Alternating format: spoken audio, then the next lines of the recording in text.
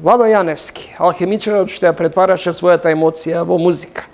Македонската музика остана без еден од своите најавтентични автори и најпрепознатливи гласови. Со заминувањето на Владо Јаневски завршува едно поглавје во кое поп музиката не беше само забава, туку начин на кој генерации ги препознаваа љубовта, носталгијата, градот, домот, времето во кое живее. Владо Јаневски во февруари го имаше своето последно интервју дадено за македонски медиум. Токму во ТВ магазинот Тренинг. Тогаш тој не сакаше да зборува за својата здравствена состојба, но зборуваше многу искрено, дека ужива во животот и во самотијата во Гевгелија, дека е посветен на музиката. Еве дел од интервјуто кое го направивме токму во ова студио. Живење денес за утре во секојдневните кулуари и муабети има нека лоша конотација, чувствувам, као од денес за утре, а што за иднината? Иднината е направена од ова денеска. Ако денешниот ден ја успеам да си ги подредам мислите и кармата и својот внатрешен свет како што треба, тоа е најдобра гаранција дека утре, ако дојде и ако се разбудам повторно утре, дека ако тоа е некое идно време за кое што мечтам дека ќе биде добро, најголема гаранција е дека денешниот ден ми е среден. Не размислуваш долгорочно? Не. Зошто? Не, затоа што долгорочното е директна последица на ова денеска. Ја можам да посакувам и до година да бидам во добро здравје, можам да посакувам и за 5 години да ме држи гласот и телото, да можам да држам концерти по 3 часа. Ама тоа е само пусто посакување. Што правиме, Чомовски, со конкретната активност во тој правец? Значи, самото посакување во мојот свет е дим и магла. Ке те навратам при крај на ова интервју, ке те навратам 98. После Евровизија, после настапот во Евровизија, 2 години ни трага ни глас од Владо Јаневски. Нема ниту концерти надвор од границите на Македонија.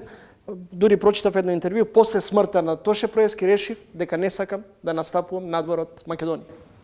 Големо превирање беше после Евровизија.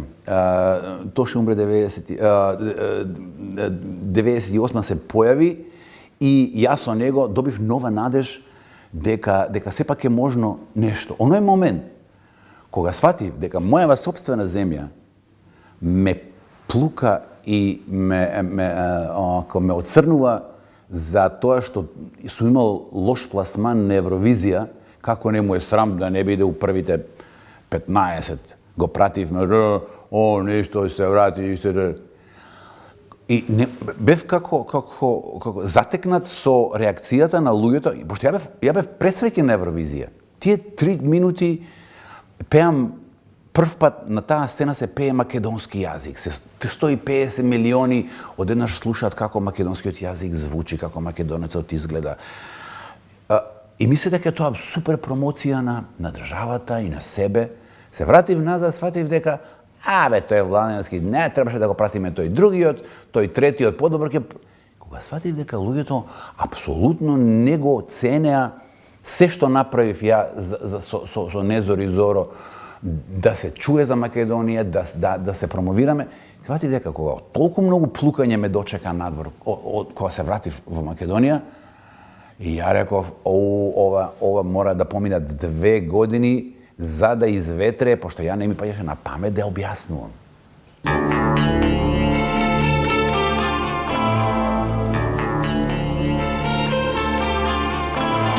Стој на зори Зоро, душманке,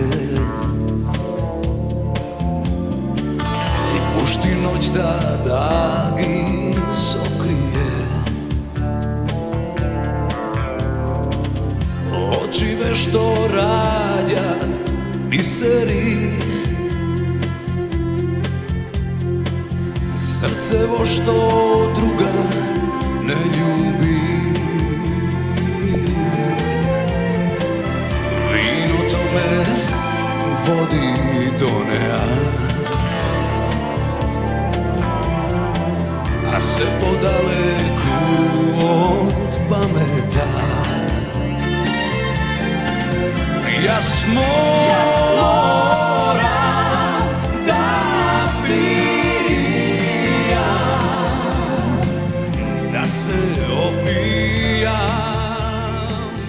бидеме коректни и да кажеме дека е добро секоја влада да има освежување на одредени ресори. Јас не мислам дека Ахмети ќе се повлече од ДУИ.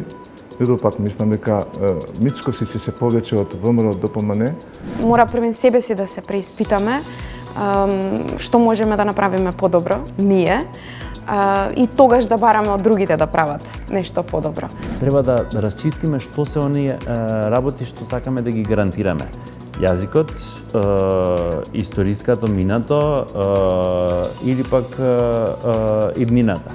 Колку денеска во реалниот живот луѓето глумат? Многу. Сите сакаат да бидат глумци.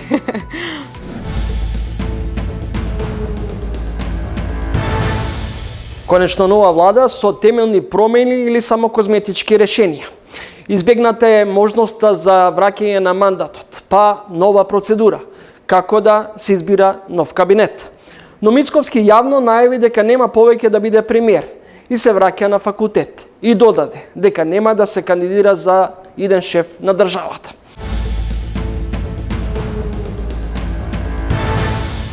Трошановски, нова влада, структурни реформи може да очекуваме или ова се само козметички решенија?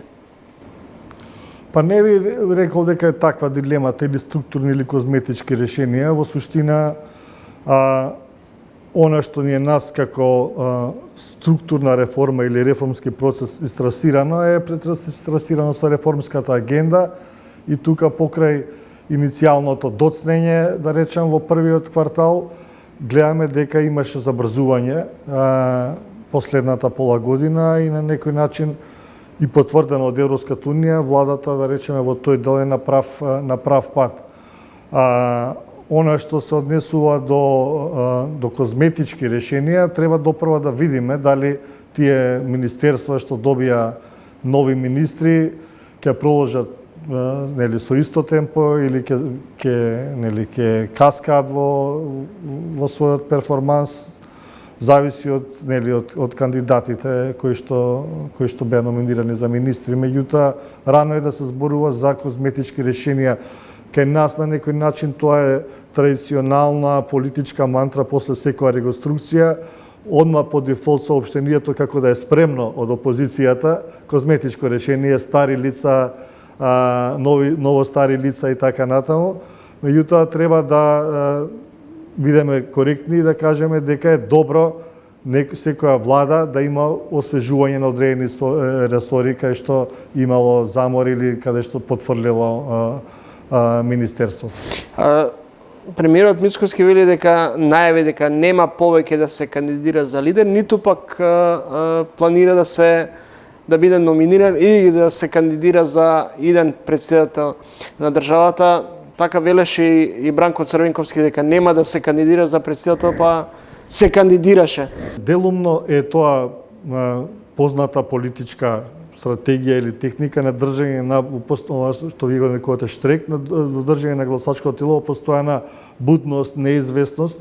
На некој начин тоа го задржува вниманието на гласачите на политичкиот живот и политичката сцена и на оној кој што ги дава тие изјави, со што самиот на себе или нему му се дава одредена политичка релевантност, важност, публицитет, постојана актуелност. Тоа е секако едната причина.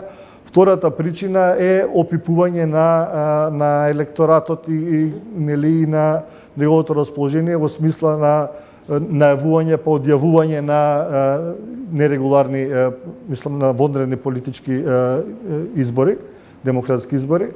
Тука би рекол дека ако најавувате со време избори, тоа би значило можност за консолидација на опозицијата или на другите политички конкуренти да се подготват за истите. Мислам дека никој воопште во политичката пракса не прави најави толку прерано на политички избори, поради тоа што остава можност на конкурентите да се сосредоточат на постојана критика и подготовка за истите. Така што Повеќе би рекол дека е опипување на пулсот кај гласачите и нивно држање во постојана будност, да речам, или политичка мобилизација на електоратот, за да не се застрани во летаргија, во намалена излезност или во опозиционо расположение. Во собранието постојано има конфронтацији на релација власт-опозиција, а во моментов законодавниот дом е преплавен со амандмани од опозицијата во однос на изборниот законник. Дали изборниот законник може да предизвика своевидна политичка криза и како гледате, од една страна опозицијата најавуваше поддршка на изборниот законник, сега е против? Видете, ова само ја открива едната димензија на нашиот политички живот, која што сите добро ја знаеме, а тоа е дека многу малце работи се градат со консензус. Очигледно дека тоа што начално и првично било договарано е поразлично од она што како крајно решение излегло пред пратениците. И во таа смисла револтот на левица или на СДСМ, секој од своји причини, резултира со расположливи механизми, меѓу кои и ова стандардна шема на затрупување на законодавниот процес со бесконечно амандмани. Мислам дека насоката во која што треба да се одие, да не се користат и троштини или во крајен момент за обиколување на договорените обврски, туку да реално градиме консензуално политики, особено кога станува збор за изборниот законник, кој што е еден од клучните закони кај нас.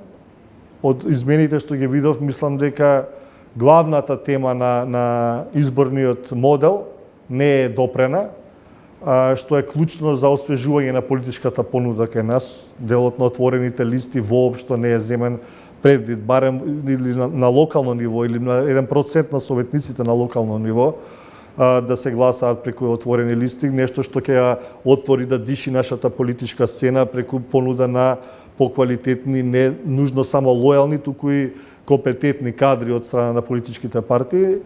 И заобиколувајќи вакви важни прашања или отстапувајќи од договореното, секогаш исходот е вакви политички опирања или блокади кои што ги прави сега опозицијата. Дека тоа ќе резултира со политичка криза, некоја не верувам. Мислам дека во најмала рака ќе го одложи носењето на изборниот законник, како што и најави координаторот на пратеничката група на ВМРО за некој следен период, доколку не се дојде до некое решение, и веројатно можно и да не се ни изгласа тој закон и на следните избори, ако се тие вонредни на пролет, да одиме повторно со старото законско решение, кое што и вака скроено е многу поволно за доминантните партии на политичката сцена. Тие немаат многу што да изгубат и со ваков изборен законник, кој што им дава многу пари и им обезбедува да продолжат да владеат, менувајќи се едни со други.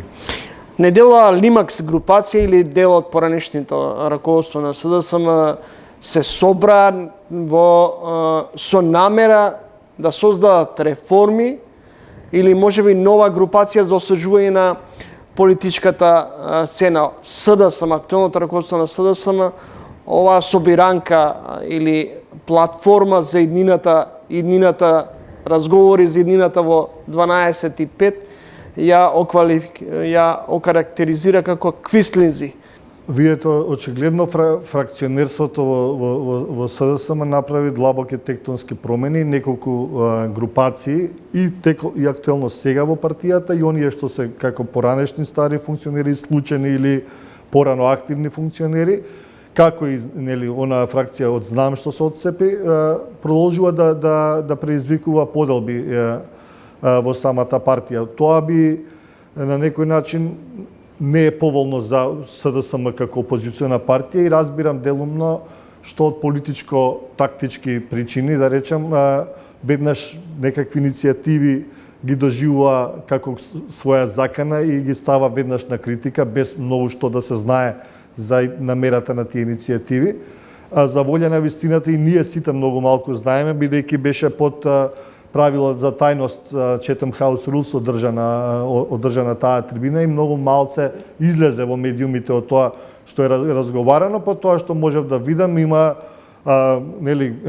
луѓе со интегритет, со компетенции таму кои што разговара на одредени теми според нив важни за земјата. Ја би го охрабрил секаков тип на политички дискусии кои што може да му додадат на нашиот политички јавен простор, политичка јавна дебата, нова вредност, нови идеи за тоа пред се како, не само каде треба да се движи земјата, бидејќи на некој начин актуелните партии и политичката комуникација е сведена на дневни пресоопштенија, ad hominem, лични препирки помеѓу партиите и не нуди некоја свежа нова перспектива, конкурентна перспектива од ова што има владата, за тоа каде треба да се движи Македонија и охрабрувам секој таков тип на разговори. Дали на Македонија е потребен нов општествен договор?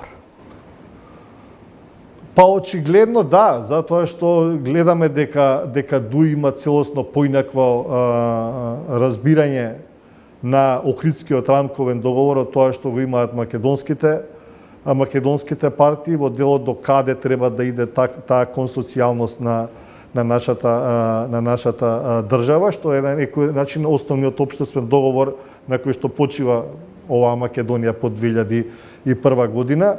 Очигледно постои голема поделба помеѓу политичките партии во аспект на визиите каде треба да оди земјата, дури на некои места навидум непомирливи разлики, како во случајот со темата за бугарите во уставот и уставните измени. Така што мислам дека мораме овие политички теми да се обидуваме да ги изградиме од основа на национален консензус. На крајот, оправдан ли е отпорот на власта во однос на бугари во уставот не по секоја цена и сомнежот дека и со евентуалното изгласување на уставните промени и внесувањето на бугарите во преамбулата може дека тука нема да биде крајот на барањето од официјална Софија? Според како стојат досегашните констелации и изјави од страна на бугарските представници и слично, секако дека уставните измени со внесувањето на бугарите во уставот нема да ги завршат обврските кои што Македонија ги има кон протоколот, како составен од рамката и од преговарачката рамка, и во тој случај е оправдано да се смета дека обврските нема да завршат со уставните измени. Од друга страна, оваа ситуација е крајно неповолна и за двете страни, ниту едната го добива тоа што го сака. За Бугарија тоа што Македонија ја оддалечува бескрајно од себе си, секако дека не е во интерес нити национален, нити европски. Од наша страна пак стоењето во место на ова прашање не ни носи никаква корист. Мислам дека насоката е во, условно кажано, паметни уставни измени кои што ќе ни обезбедат нас да се колку што е можно повеќе да се заштитиме од понатамошни злоупотреби во преговорите со ЕУ, а од страна направени од страна на Бугарија. Меѓутоа дека треба да ги направиме истите преку креативни решенија, апсолутно поддржувам такво стојалиште. Благодарам за разговорот.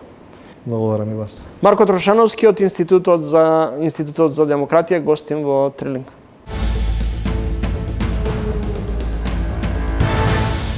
Следите Трилинг во продолжение со говорник е мојот колега и аналитичар Джелал Незири. Добре во емисијата, Незири. Добре, најдов.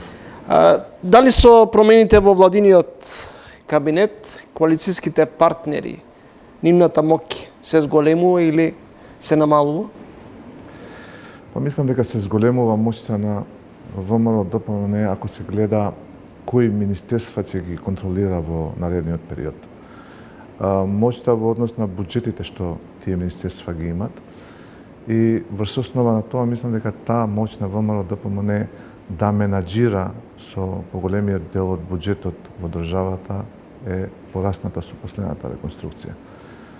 тука предвид го имаме и Министерството за здравство, кое беше нешто по значајно министерство кое го има Влен, но при последната реконструкција изгледа тој ресор го трампа за култура, кој исто така е значаен ресор, но далеку со помал буџет од здравството.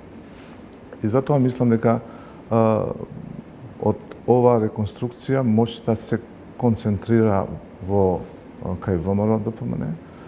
Иако по бројот на министерствата што Вленче ги има мислам дека плюс еден ресор. 6 министерства. 6 министерства, но сепак тоа не значи дека нивната моќ е порасната, напротив, ако се гледат бројките, ако се гледат ресурсите што ги менаџираат овие министерства, мислам дека нивната моќ е редуцирана при последната реконструкција.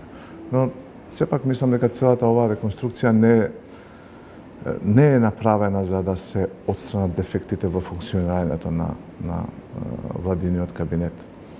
Реконструкција претежно се прави ако се детектираат дефекти во самиот систем, во самата влада, и за да се отстранат се прави ресет на истата влада. Но тука немаме ние ресет. Тука фактички ние имаме и репозиционирање на политичките партии во пресвет на евентуалните парламентарни избори, кои би можело да бидат предвремени и да се случуваат во пролетта 2027 година. Еве земете на пример Влен, кој што од 6 министерства што ги контролира и ги менаџира, 4 од кадрите се од Тетово. Значи, Влен знае дека во Тетово е главната битка на политичките партии на етничките албанци. Символиката на Тетово е многу силна во однос на тоа кој е легитимен представник на албанците. И затоа мислам дека таа партија се фокусира сега на Тетово. Незири, и во македонскиот и во албанскиот табор има различни погледи околу ова проветрување. Владино интегративците оценуваат дека вреди своевидна марионета во кабинетот на Мицковски. Од друга страна, опозицијата СДСМ ова владина реконструкција оценува само како козметички решенија без некаква суштина, дека ништо посебно ново нема да видиме на политичката сцена. Кои се ефектите од овие промени на Илинденска број 2? Од аспект на владење на правото, борба против корупцијата, евроинтегративниот пат, подобрување на економско-социјалната состојба на државата. Иронично е што министрите кои што не покажаа резултати во овој двегодишен период, како да беа наградени. Не сите, току неколкумина од нив. А од друга страна, речеме, имавме министри кои што покажаа резултати, а беа сменети. Конкретно, речеме, земето го Министерството за здравство, а таму некако, барем така беше перцепцијата во јавноста, дека почна систематски од актуелниот се уште министер господинот Алију, да почнува да ги решава систематски, методолошки некои од тие проблеми. И тамам дека свативме дека нешто може да функционира како што треба, значи сменете министри кои некако покажа резултати дека може да ги решава тие проблеми. И неговиот пристап беше систематски и методолошки.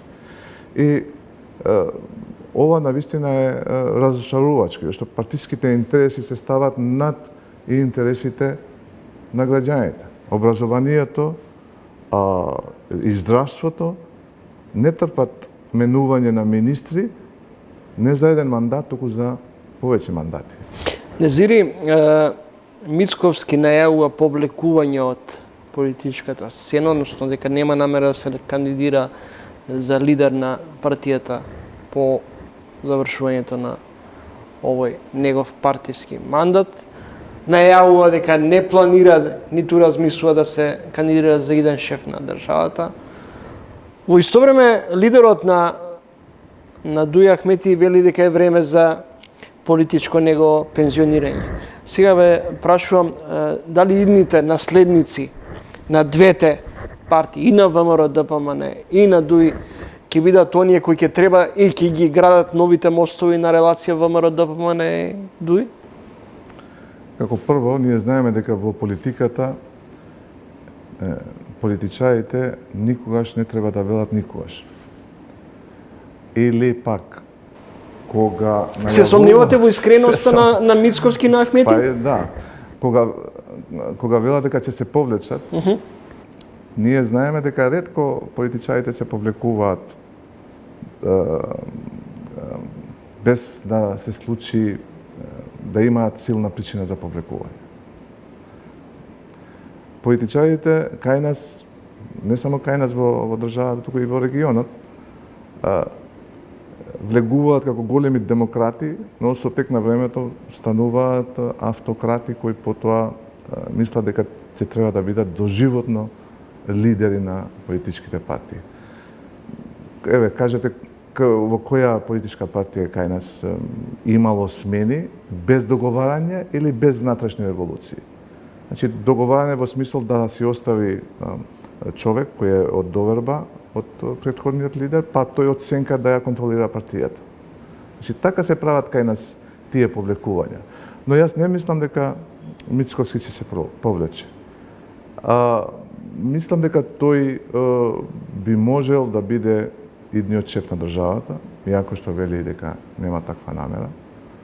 Но ние знаеме дека кога треба да се повлече од јавно дадениот збор, тогаш во самата партија се инсценираат такви ситуации каде што нели овој сака да се повлече, па органите на партијата не дозволуваат или лидерот не сака да се кандидира, па партијата го кандидира.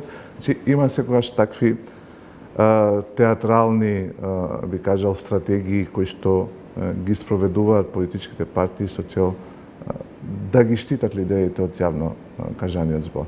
Јас не мислам дека Ахмети ќе се повлече од ДУИ, ниту пак мислам дека Мицковски ќе се повлече од ВМРО ДПМН без да има нова политичка улога во државата. Затоа ги земам со резерви.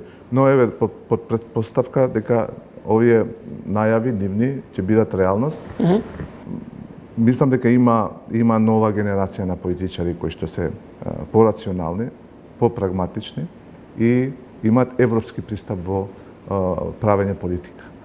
И во ДУИ, и во ВМРО ДПМН, но и во останатите политички партии. И таа смена на генерации може да придонесе кон поголем квалитет на демократијата во нашата држава.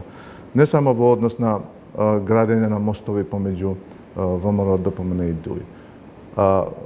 Генерално во политичката сцена на државата потребна е нова политичка култура која како приоритетна вредност би го имало консензусот. Че ние немаме консензус за клучни државни прашања. Секоја земја која што е во процесот на пристапни преговори за членство во Европската Унија го имаат тој консензус. Или порано го имале како Хрватска пред да стане членка на Европската Унија во 2013 година. Словенија го имала тоа. Значи, да не одиме подалеку низ Европа, туку кај нас во Балканот.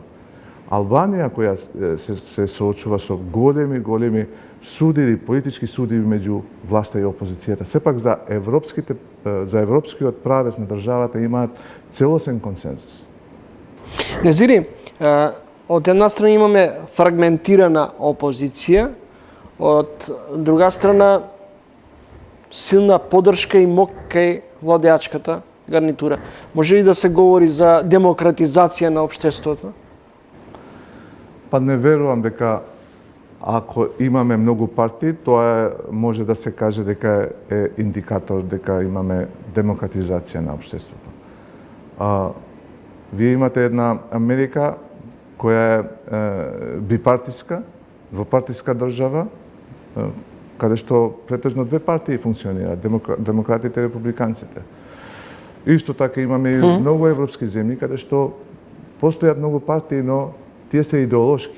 Значи, Германија има лева партија која што е СПД, има десна партија која е ЦДУ, потоа имаме една екстремна десна партија која што сега зема замав АФД. И значи има некој ред внатре во политичката сцена кој подразбира идеолошко функционирање на политичките партии. Зошто речеме кај опозицијата да има колку 5 или 6 политички партии кои имаат иста идеолошка матрица. Се лево ориентирани. Или зошто речеме една партија која е лево ориентирана партија да биде дел од владеачка гарнитура која е десно ориентирана. Значи, кај нас партиите губат смисла да останат живи, да функционираат во моментов кога не се придржуваат кон нивните идеолошки линии. Во тој момент тие стануваат повеќе наликуваат на компании, на профитабилни фирми, отколку на политичките партии. Зашто политичките партии се здруженија, се организации кои значи ги собираат луѓето што имаат сличен или исто видување за решавање на неколку проблеми во државата. Или речеме земете и ВМРО, ДПМН, кога беше на власт имаше друга реторика, кога беше на опозиција друга реторика, сега сосема друга реторика има кога се на власт. Кога беа опозиција не користеа термин северна, но сега почна некако и тој... Но дали сметате дека овие двојни аршини, наменување на реториката, на логиката, на ветувањата кога сте во опозиција и на власт, граѓаните не знаат тоа да го препознаат, да го прочитаат? Знаат, знаат, затоа паѓа и поддршката кон политичките партии. Затоа паѓа и интересот за да бидат учесници во демократските процеси, за да излегуваат на гласање. И имате константен пат на излезноста на граѓаните на гласање. Значи, порано имавме 70-80% на излезност за да гласаат, зашто имаат доверба дека тоа што го кажуваат политичарите и тоа ќе го спроведат од како ќе дојдат на власт. Но сега го нема тоа. Ви имате 35-40% излезност, речеме за председателските избори. Ако не се спојат со парламентарни или втор круг на локални избори, вие не може да постигнете цензус за да биде избран председателот на државата. И тоа е многу опасен индикатор за демократијата во земјата. Зашто ако луѓето не веруваат во демократијата, тогаш постои опасност за да почнуваат да бараат друг модел на регулирање на државата, друг модел на политичкиот систем што го имаме ние тука. И затоа мислам дека таа смена на генерации може да носи поголем квалитет во политиката, поголем квалитет во разбирањето на демократијата. И тој квалитет би започнало од стрикно профилирање на политичките партии. И ако имате лево ориентирана политичка партија, која што ги промовира или ги поддржува бизнисите, тука имате оксиморон. Значи, не може лево ориентирана политичка партија да биде во партнерство со бизнисот. Тие мора да бидат во партнерство со синдикатите. Или обратно, вие имате десно ориентирана политичка партија која што има договори и соработува со синдикалните организации. И тоа е оксиморон, пошто десно ориентираните партии го поддржуваат бизнисот, подразбираат зајакнување на бизнисот со цел да се отворат нови работни места. И такви профилизации ние немаме. И се додека ги немаме тие профилизации на политичките партии, кај нас Политичката сцена е една голема берза или еден, како да кажам, бизнис екосистем. Ние секогаш имаме политички партии кои си пред изборите во отсуство на економски резултати си играат на етнонационалистичката карта. И од тоа креираат да кај нас различностите да се гледаат како опасност. А напротив, треба да се создаде еден амбиент каде што овие различности може да се перцепираат, да се сватат како богатство. Благодарам за издвоеното време и гостувањето. Благодарам и на вас за поканата. Джелан Незири, долгогодишен новинар и аналитичар, гостин во Тренинг.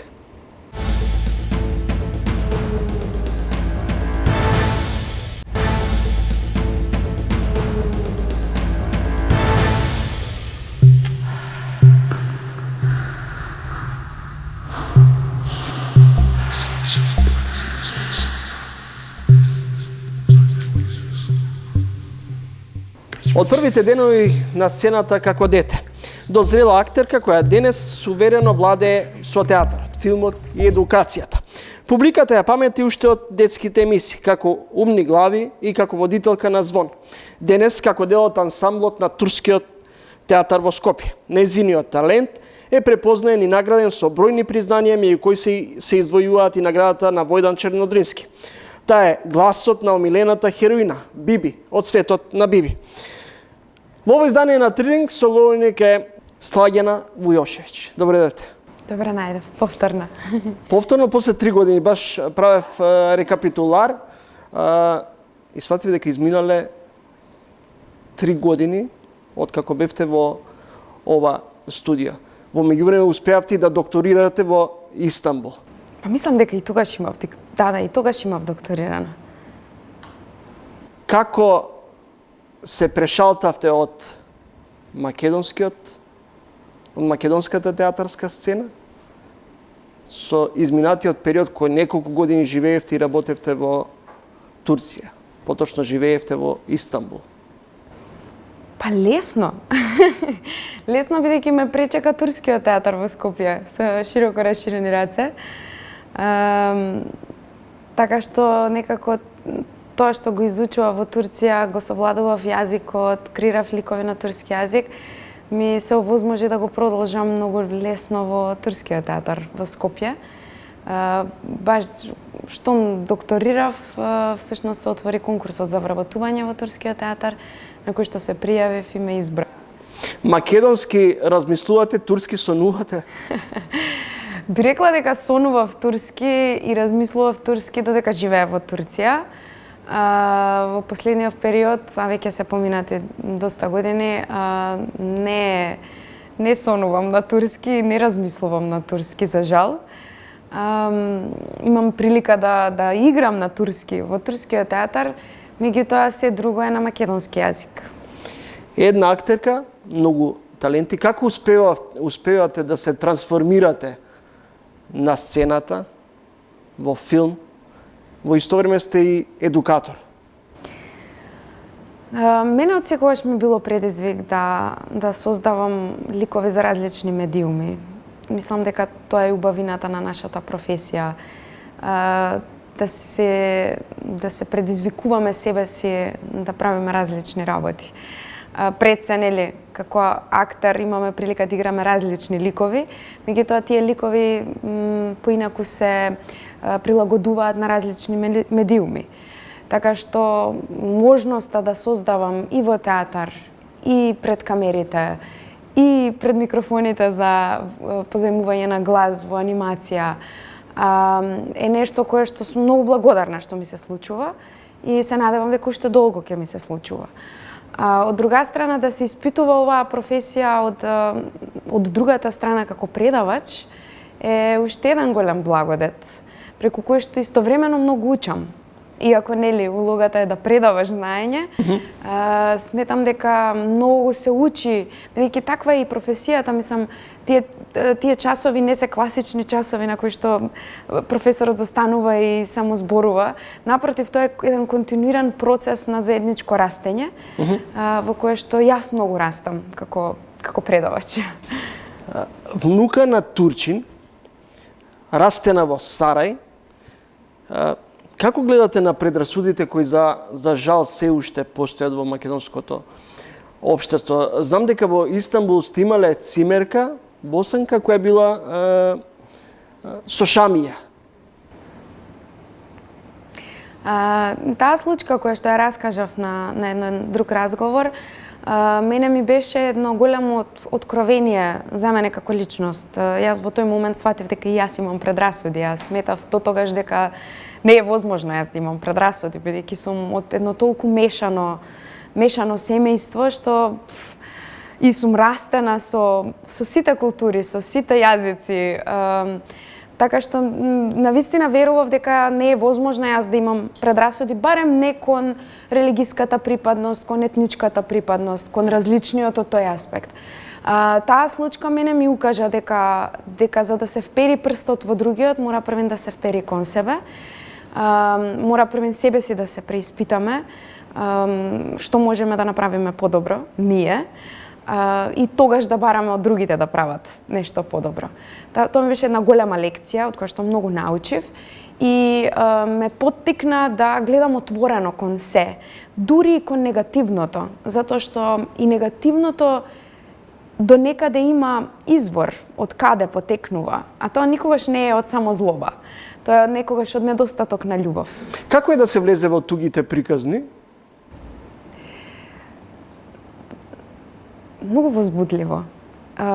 Ми се чини дека со текот на годините разбрав дека оваа наша професија е... Знаете како, на почетокот кога започнував како млад актер, сметав дека јас сум во центарот на се. Дека јас сакав да настапував, сакав да се покажам себе си, сакав луѓето да ме наградуваат со аплауз и тоа ми беше клучно како млад актер. Но како што изминуваат годините, ја сватив одговорноста што стои зад оваа професија. Ние сме гласниците на тугите приказни. Јас повеќе не сум изворот од кој што течат приказните, туку јас сум каналот низ кој што се раскажуваат тугите приказни. Ако претходно се хранев од сопствената тага, од сопствената фрустрација, од сопствената болка, па и среќа и љубов, сега се повеќе сакам да верувам дека сум подготвена да го исчистам сопственото тело од моите емоции, за да бидам еден канал низ кој што ќе поминат тугите приказни. Ние сме сведоци на една глобална тага, која што е непресушен извор, за жал. Сведоци сме на приказни кои што мораат да се раскажат, мораат да се слушнат. И сакам да верувам дека како актер тоа е мојата задача. И дека затоа Од каде извира таа тага што велите, глобална тага? Таа извира од се во ова што се случува околу нас. Таа е една универзална тага која што е резултат на сите овие војни кои што се случуваат околу нас. Ние мораме да бидеме гласници на денешново време. Ние мораме да бидеме не смееме да бидеме откинати од тоа што се случува околу нас. Јас морам да ги тргнам настрана своите состојби, за да можам да ги раскажам тугите приказни. Вујошевиќ интервју е новата представа во Турскиот театар, каде играте една од клучните улоги. Психолошка драма што отвара прашање за моќта, манипулацијата, амбицијата. Која е денеска цената што луѓето се спремни да ја платат за успех? Ова е навистина многу интересна тема, која што ја обработивме под режисерската палка на Александра Кардалевска и под перото на Ону Розџан. Текстот е инспириран од Гронхолм метод, еден шпански текст, меѓутоа е буквално препишан и е комплетно прилагоден на денешното време, на овие ликови кои што денеска не обкружуваат. Мене ми беше многу тешко да си признаам дека во одредени фази од мојот живот и јас сум некој од тие ликови. Јас имав период од животот кога мојата кариера беше пред се. Јас го запоставував својот приватен живот, запоставив многу приватни настани по цена на тоа да успеам во тоа што го креирам и создавам. И тоа ми беше овој проект ми беше едно огледало пред се за себе. За среќа, не е тоа до таков еден степен. И за среќа би рекла дека овие ликови кои што ние ги создадовме со Хакан Даци, Јеткин Сезаир и Дженап Самет, моите колеги во представата, за среќа ние немаме вакви луѓе во нашето обкружување. Јас барем би рекла за среќа немам вакви пријатели, немам вакви познаници воопшто. Јас морав да изгледам многу телевизиски серии и филмови кои што ја обработуваат оваа тема, па дури би рекла и многу политички емисии, за да можам да ги отсликам, да го отсликам ликот во представата интервју. Меѓутоа, да, од една страна и ме соочи со некои мои предизвици во животот. Така што дефинитивно ова е една представа која што ги обработува длабоките фрустрации на индивидуата во желбата да припадне, во желбата да биде во едно заедништво, па какво и да е тоа. Значи, таа една човечка потреба да бидеме дел од групата, во случајов да бидеме дел од една голема корпоративна фирма во која што нашиот квалитет ќе се истакне, па и по цена да газиме преку живи тела. Колку денес сме подготвени да одиме толку длабоко за да стигнеме до целта? Газиме се пред себе? Сигурно има такви луѓе, јас би сакала да верувам дека не сум таква. И се трудам секојдневно со своите постапки да не сум таква. Едноставно сметам дека и самата наша професија не учи да бидеме големи емпати, а кога си емпат, едноставно тоа е невозможно. Следите тренинг гостинка во емисијата Слаѓана Војошевиќ, актерка од Турскиот театар во Скопје. На фестивалот Војдан Чернодрински добивте наградата за главна женска улога за улогата Констанца во представата Амадеус на Турскиот театар. Пред да влезете во студиото, рековте дека овие 2-3 дена сте слободни и не знаете што да правите со себе? Да, бидејќи толку ви набиена агендата со ангажмани? Изминатиот период беше навистина бурно. Извадивме 2 премиери во многу краток период. Едната е оваа што ја споменавме, интервју под режија на Александра Кардалевска, другата е Љубов во розови влечки на Јеткин Сезаир. Во многу краток период се случија двете представи. Имавме неколку гостувања, гостувавме во Будимпешта, на фестивалот Митам 2 година поред, гостувавме и на Војдан Чернодрински, и 2 година поред земавме награда за најдобра представа од публиката.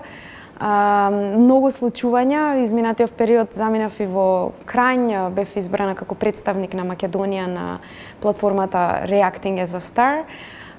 Така што ми се случија многу работи во краток период и сега наеднаш од како ја дадовме премиерата и сега викам што да правам следно.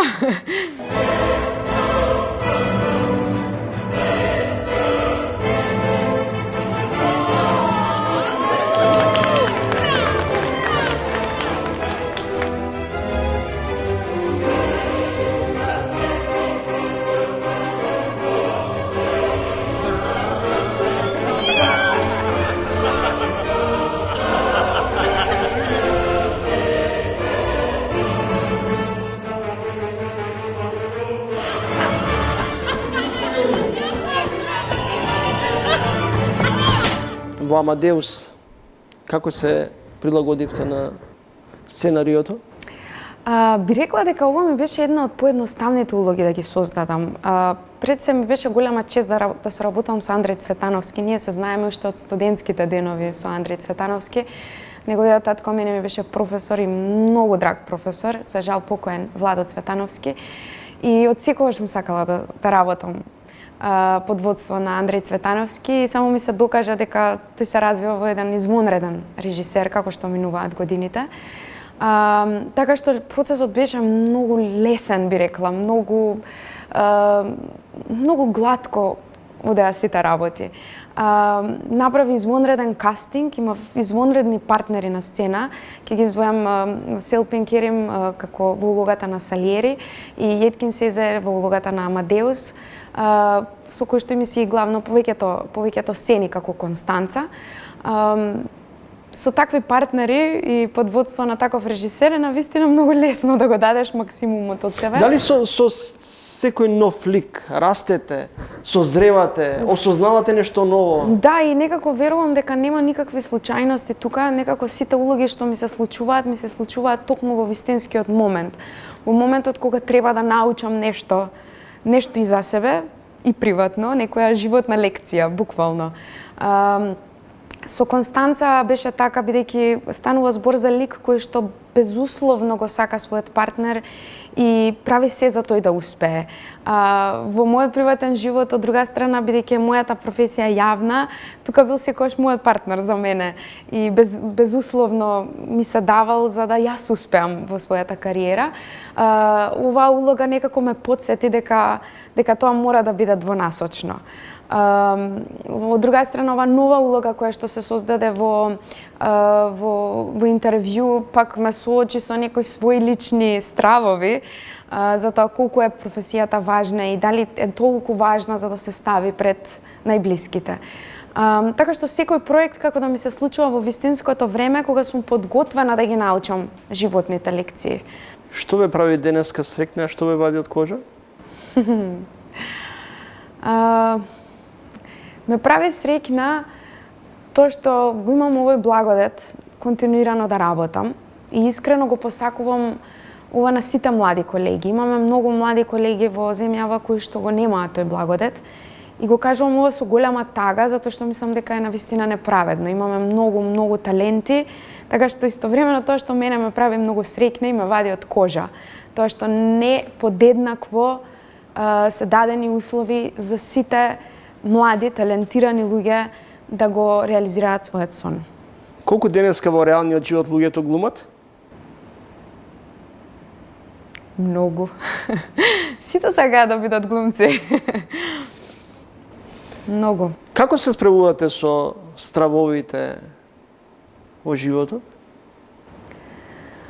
Од што најмногу се плашите денес?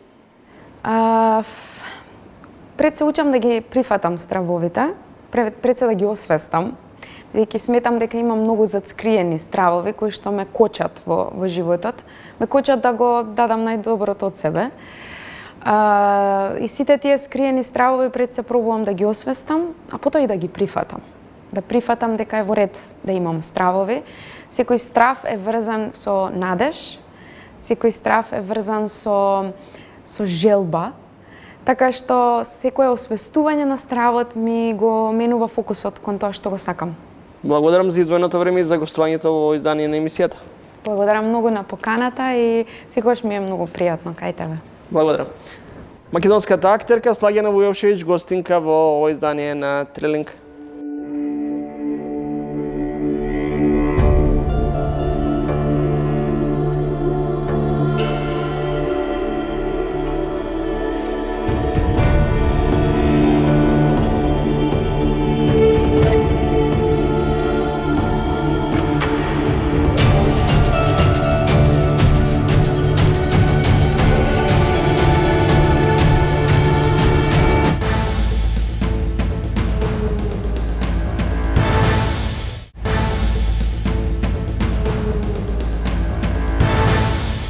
Доверба во Европската Унија, висока недоверба во домашните институции и политичките партии. Неодамнешна анкета на Вибалкас покажува сериозна поддршка за членство во Европската Унија, но се сомневаат во капацитетот и дека македонските институции потврлаат. Гостин во ова издание Андреа Стојковски од Преспа институт. Добре дојдовте во емисијата. Добре најдов. Господин Стојковски, во пресед на посетата на високата европска представничка Марта Кос, за релативно кратко време повторно во Скопје. Каков индикатор дава оваа посета најавена? Не знам, ако сакаме да замислуваме можеби подобра иднина, тогаш треба да речеме дека постои можност за некакво поместување, па ова е сега пеглање на ставови или разгледување на следни чекори. Ако бидеме реални или оптимисти со искуство, тогаш треба да размислуваме дека ова е само повторување на истите пораки, посета која што ќе значи можеби ублажување на чувствата на оние кои што се чувствуваат предадени од моментот дека Молдова и Украина започнаа преговори за пристапување во членство. Јас лично не би одел во оптимизмот дека нешто ќе се промени. Колку се издржани тезите од македонските власти дека Македонија ги има речиси сите обврски од реформскиот план реализирано, само останува да се надмине проблемот со Бугарија и дека ние за релативно кратко време би можеле да ги стигнеме Албанија и Црна Гора? Ова е интересна теза која што се провлекува многу долго време, не е само од сега. И претходната влада зборуваше, или администрацијата и за време на претходната влада зборуваше за некакви слични тези, дека ние сме усогласени во голема мера со Унијата.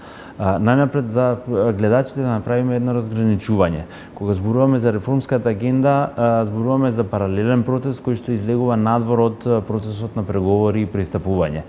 Не дека нема да придонесе кон пристапувањето, не дека нема да придонесе за полесно справување со некои од преговорите во некои од поглавјата, меѓутоа не се директно поврзани реформската агенда и преземените чекори во реформската агенда со репери за отворање или затворање на одредени поглавја.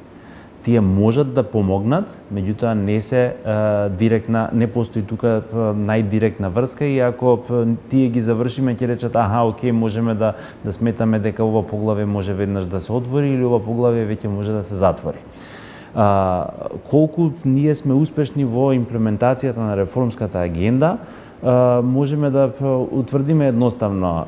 На скорбордот на Европската комисија можеме да погледнеме колку мерки имаме предвидено, колку мерки смета комисијата дека сме ги исполниле, колку средства сме повлекле. Дури и кај средствата кои што сме ги повлекле, можеме да направиме разлика помеѓу заеми, заеми од инвестицијскиот инструмент за Западен Балкан или пак заеми од други финансиски институции кои што доаѓаат и можеме да направиме лесна споредба со Албанија и со Црна Гора, например, бидејќи тие се две држави кои што се наоѓаат исто така во некое понапредно ниво на тој процес.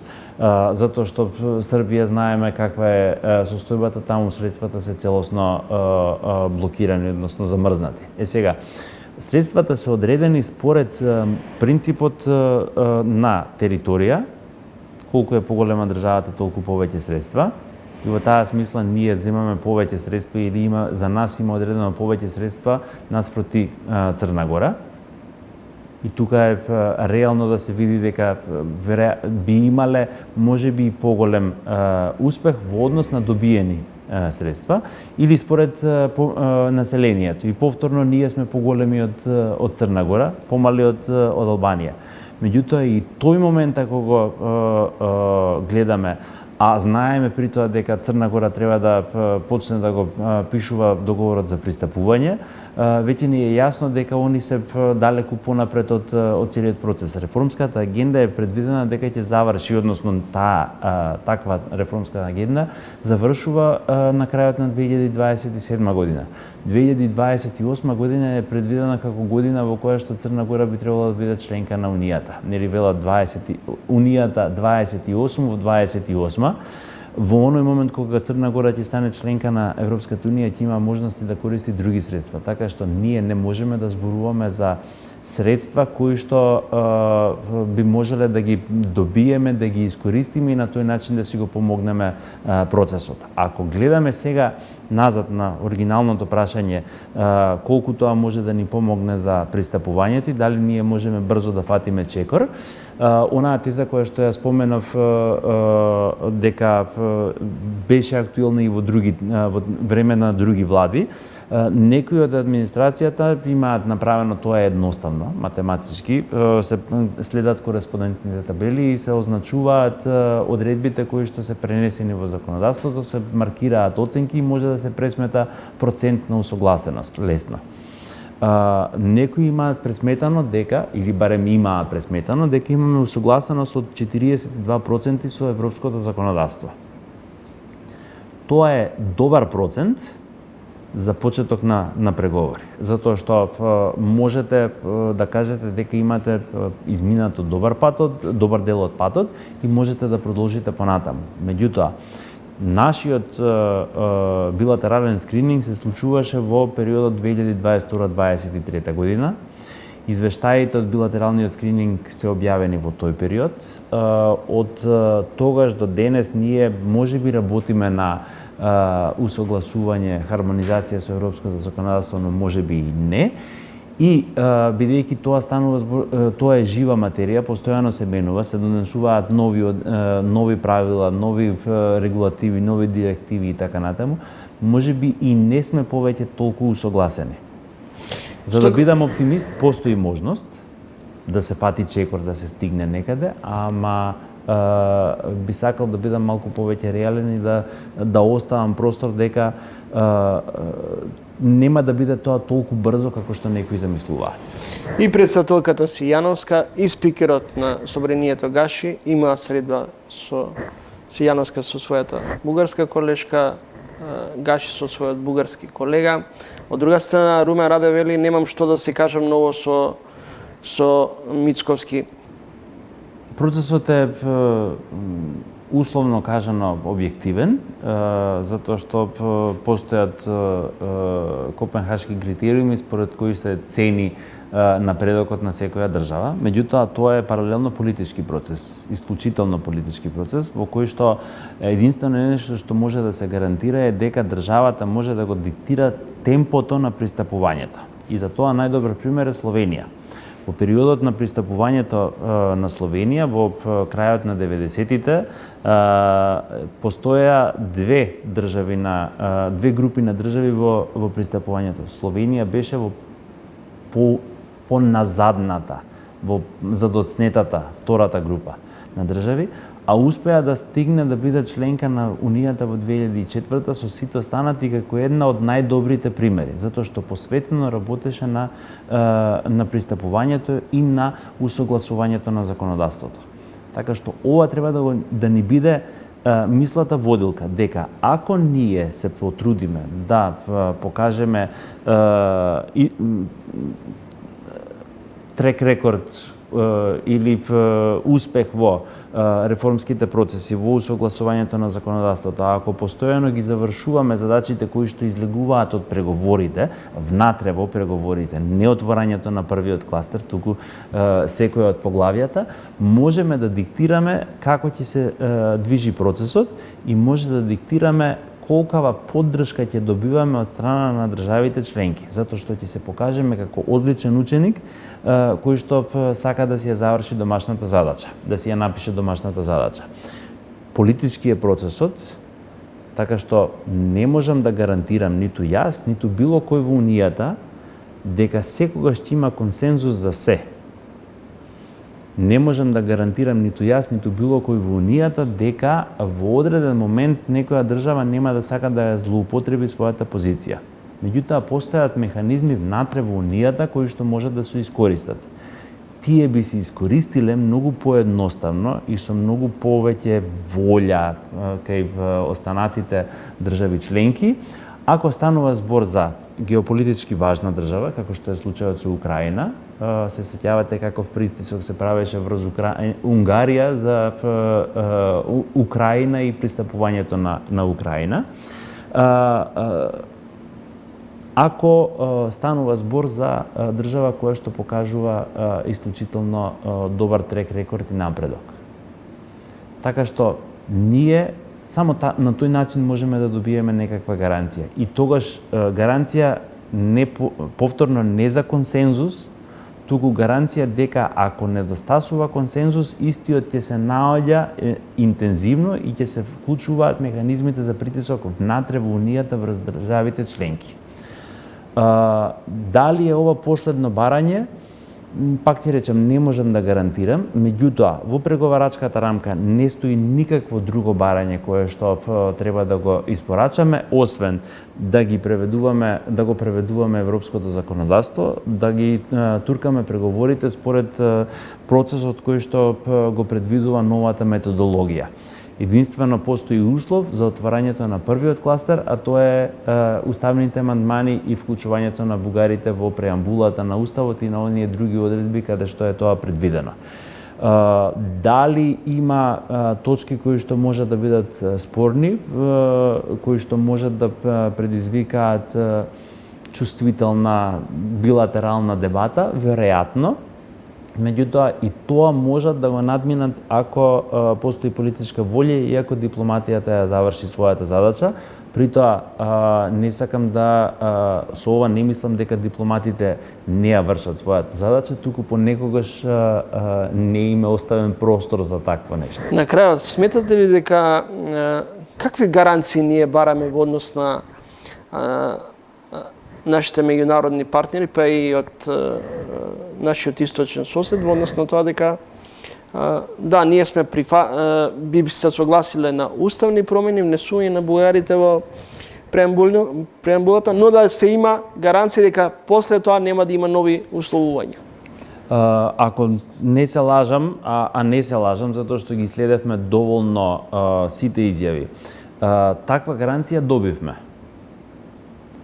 Имаше изјава од поранешни премиери и од актуелниот премиер на Бугарија дека тоа е единствениот билатерален услов за почеток на преговорите. Имаше изјава од претходниот председател и од актуелната председателка, вклучувајќи и од претходни министри за надворешни и од актуелната министерка за надворешни. Поголема гаранција од тоа не можеме да добиеме. Добивме гаранција која што вели дека единствено нешто што треба да направиме за да ги почнеме преговорите е измената на Уставот. Пак ќе се вратам назад. Ова е политички процес. Единствената гаранција што може да се даде е дека ако државата напредува во реформите, се покаже дека е добра, може да се вклучува механизмот за внатрешен притисок. Нема гаранција за политички процес и нема гаранција за консензус. Меѓутоа, она што ние треба да си го поставиме како прашање дома, внатре, помеѓу граѓаните и власта, владата, институциите, политичкото раководство на државата, е што сакаме со оваа држава. Дали сакаме да продолжиме да се развиваме, каде е развојот кој што ние го бараме. Јас, ако не се лажам, пораснав со тоа дека стратешки приоритети на државата се членството во НАТО и членството во Европската Унија. И сега, после толку години работа, залагање, постојана посветеност на пристапувањето во ЕУ, претходно во НАТО, не гледам зошто би требало да се откажеме. Меѓу другото, што треба да расчистиме, што се оние работи што сакаме да ги гарантираме. Јазикот, историското минато или пак иднината. Затоа што идентитетот се гради низ грижата за културата, низ грижата за јазикот. Ако ние создаваме се повеќе дела, ако преведуваме се повеќе дела на македонски јазик, ако го промовираме јазикот, литературните дела, културното творештво или пак наследство од државава, тоа е начинот на кој што ќе можеме да го градиме или да го чуваме нашиот идентитет. Не постои механизам кој што тоа може да ни го гарантира од надвор ако ние самите не го правиме. Нема, знаете како, треба да бидеме јасни што сакаме да штитиме, за потоа да можеме да одиме во штитењето. Меѓутоа, преговарачката рамка вели дека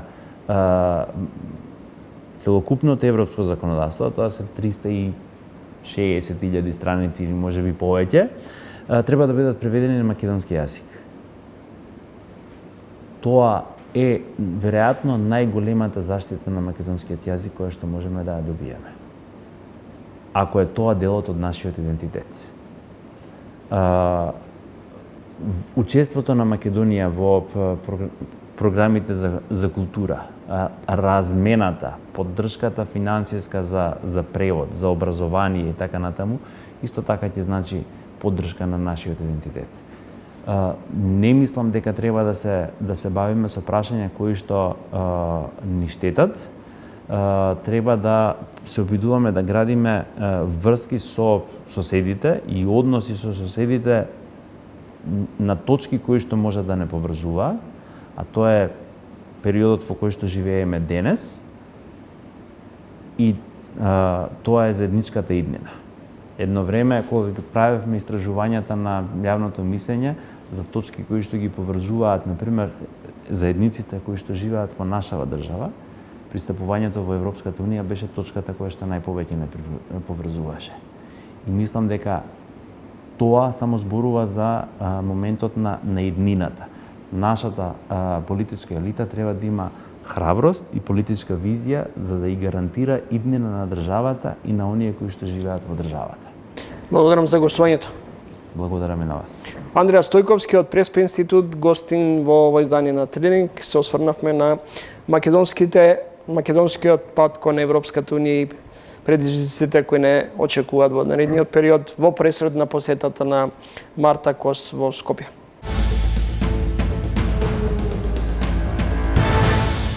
Тоа беше се за вечерашното издание на ТВ магазинот Трилинг. Довидување и се гледаме за 7 дена во исто време. Во меѓувреме може да не читате на triling.mk. Пријатна вечер и останете со програмите на телевизија 24.